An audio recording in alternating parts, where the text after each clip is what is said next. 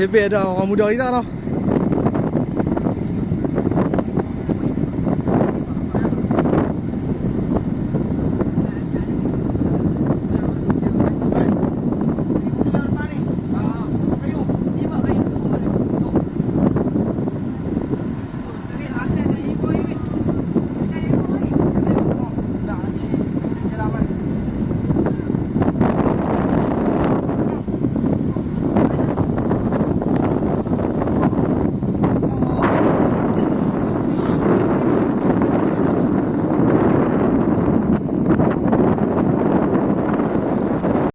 Kalau kita tengok mesin padi mereka nak cuba tarik lah.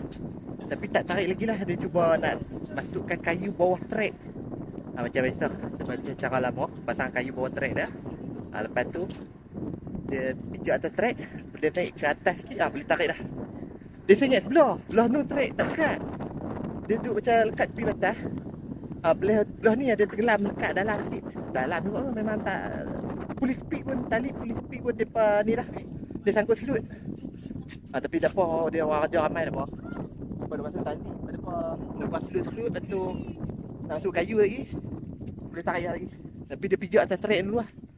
Dia pijak atas trek, atas kayu tu dulu, atas batang kayu. Okay, 2 kali 3 kali lah masuk batang kayu.